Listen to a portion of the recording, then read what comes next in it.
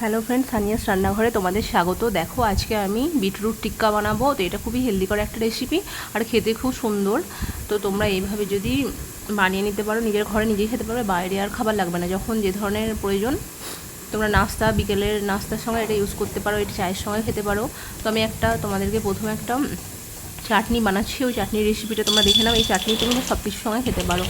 এটা মুংফালির একটা চাটনি বা বাদামের চাটনি। মুংফালি, টমেটো আর এর মধ্যে রসুন দিয়ে আর একটা লঙ্কা দিয়ে আমি চাটনিটা বানাবো। তোমরা লঙ্কাটা পরিমাণ মতো দিয়ে নেবে। আর এটা খুবই হেলদি রেসিপি। এর সঙ্গে রসুনটাও খাওয়া হবে। খুব বেশি ফ্রাই করছি তা করছি না, হালকাভাবে এটাকে ফ্রাই করছি। ফ্রাই করে এই চাটনিটা বানাবো। এটাকে একটু গ্যাস কমিয়ে কমিয়ে ঢাকা দিয়ে এটাকে ফ্রাই করব, কারণ তেলটা কম দিয়েছি, তাই গ্যাস কমিয়ে কমিয়ে এটাকে ফ্রাই করতে হবে। দেখো, এটা হয়ে গেছে। এটা ম্যাক্সিমাম করতে 3 মিনিট টাইম লাগবে।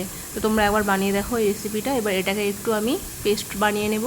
পেস্ট করে নিলাম, এর মধ্যে লবণ দিলাম আর একটু আমি লঙ্কা গুঁড়ো দেবো। লঙ্কাটা ওখানে কম দেওয়া হয়েছে, তোমরা চাইলে লঙ্কা গুঁড়ো নাও ইউজ করতে পারো। দেখো, আমার চাটনি হয়ে এসছে। আমি এবার এখানে একটুখানি তেল আর তেলের মধ্যে কারি পাতা আর একটু রাই, যেটা লাল সর্ষে, সেই সর্ষেটা দিয়ে একটু আমি এটা ফোড়ন দেবো।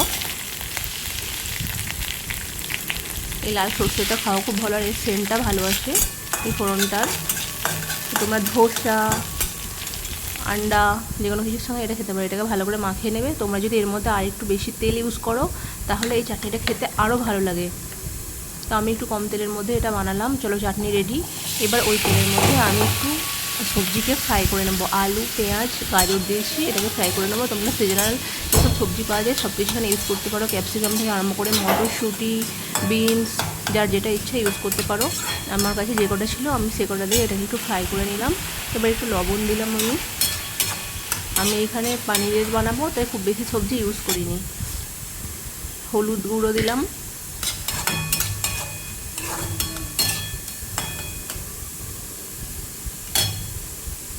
জিরে ধনের গুঁড়ো দিলাম। এবার এটা একটু ভালো করে মাখিয়ে লো ফ্লেমে আমি এটাকে একটু ফ্রাই করে নেব।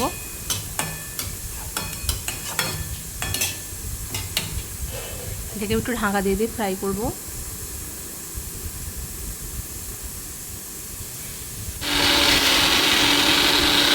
এবার আমি একটু বিটকে মেখে নিলাম। এখানে আমি আটা নিয়েছি 2 কাপ মতো, আর 1 কাপ মতো বিটকে ভালো করে মাখিয়ে নিলাম।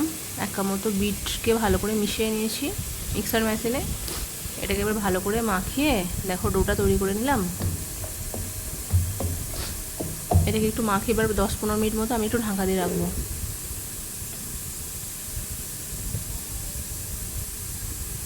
চলো, এটা হয়ে গেছে। আলু ফ্রাইও হয়ে গেছে। পনির, ধনে পাতা সব নিয়ে নিয়েছি। এবার আমি এটাকে গোল গোল গোল গোল করে উচ্ছি কাটবো।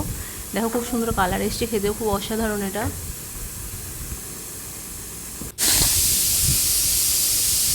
এইভাবে গোল গোল গোল গোল করে এটাকে তোমরা করে নেবে। বাচ্চারা অনেক টাইমে বললে, মা পরোটা খেতে ভালো লাগছে না, কিছু খেতে ভালো লাগছে না, তো তোমরা এটা টিফিনে এটা ইউজ করতে পারো এইভাবে বানিয়ে। তো একটু এটাকে গোল করে বেলে নেবো আমি।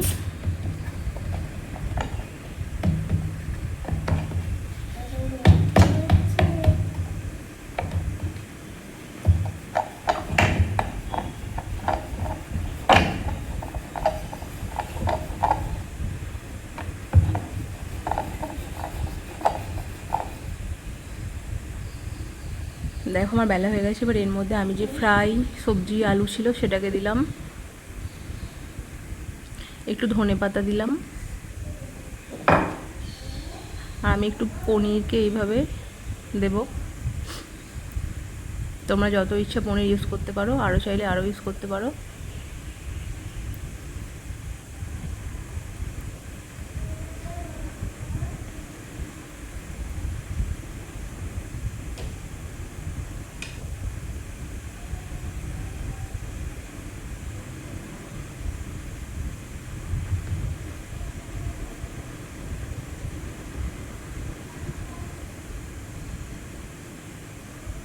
এটাকে এভাবে মুড়ে নিয়ে এটাকে এবার তোমরা চাকু করে আস্তে আস্তে এটাকে কেটে নেবে।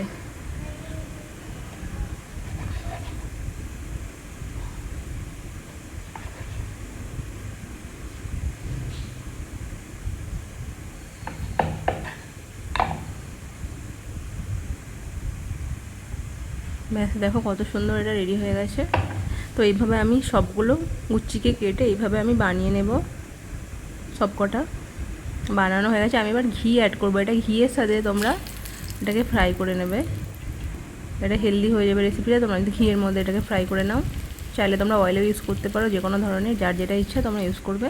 দেখো এপিট ওপিট উল্টে এটাকে এইভাবে ফ্রাই করে নেব। কত সুন্দর দেখতে লাগছে এটাকে।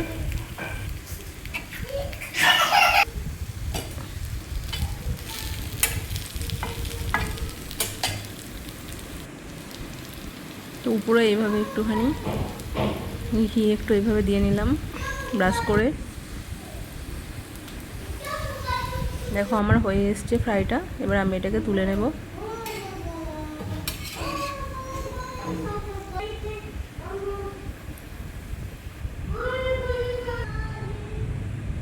কত সুন্দর দেখতে লাগছে তাই না? আর এর সাথে যদি চাটনি মেশাও তাহলে খেতে কিন্তু অসাধারণ লাগবে। তো তোমরা এই যে পানির টিক্কার এই রেসিপিটা একবার করে নিও। দেখো আমি আবার কিছুটা দিয়ে দিলাম। তো আমার সবকটা আমি এইভাবে দিয়ে ভেজে নিলাম। তো আমার সব হয়ে গেল রেডি। তো দেখো সবকটা প্রায় ফ্রাই করা হয়ে গেছে।